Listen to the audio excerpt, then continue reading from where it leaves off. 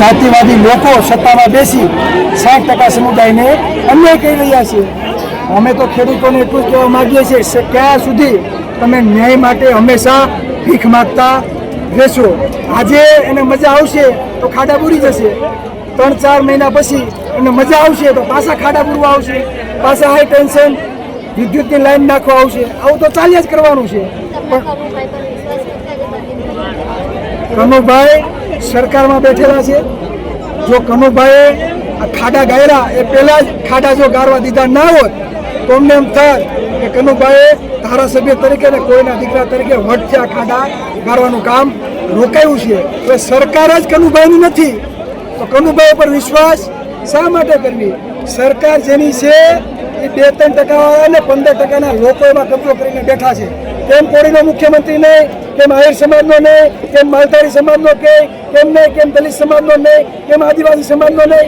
76 વર્ષ થઈ ગયા।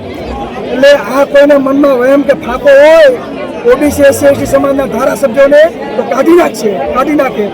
સરકારો માત્ર પ્રાઇવેટ કંપની છે, એના માલિકો બીજા છે, અને જેટલા પણ ધારાસભ્ય અને સાંસદો છે ને તેમાં માત્ર કર્મચારી છે, નોકર છે અને મેનેજર છે। સત્તાને એમ થાય કે આને ટિકિટ નથી દેવી, સત્તાને એમ થાય કે આને કાઢી નાખવો છે, એટલે એ ગમે ત્યારે કાઢી નાખે। બરાબર, એટલે એવા એક પણ ધારાસભ્ય કે સાંસદ ઉપર અમને વિશ્વાસ નથી। હા, એમણે જે નિવેદન આપ્યું છે એને હું કોળીના દીકરા તરીકે પણ હું એને સ્વીકારું છું।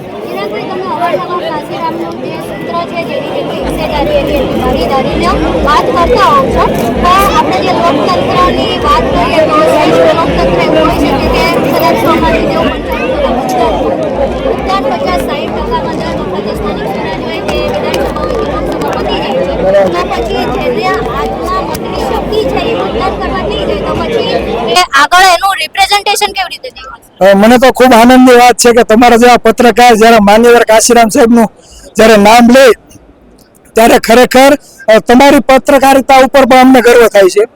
માન્યવર કાશીરામ સાહેબનું જે રાજનીતિ છે તે હું તો એમ કહું ઓબીસી SC ST સમાજના લોકોએ તે જાણવાની જરૂર છે।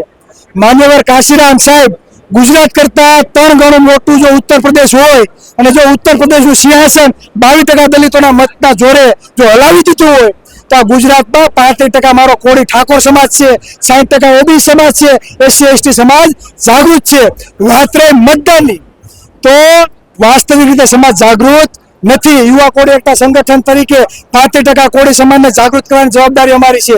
ગામે ગામ સંગઠન બનાવશું, ગામે ગામ અઠવાડિયાની એક કોળી સભા અમે ચાલુ કરશું અને સમજાવશું કે મતની તાકાત શું છે। અને જ્યારે મતદાનનો સમય હશે ને ત્યારે સમાજની દીકરીઓ હાથમાં કંકુની થાળી લઈને ઊભી રહેશે અને તિલક ચાંદલો કરીને મતદાન અપાવવા માટે અમે હાથ જોડશું એને અને મતદાન કરાવશું અને પછી જોઈએ છીએ કે કોળીના દીકરાને મુખ્યમંત્રી બનાવતા કોણ અટકાવે છે।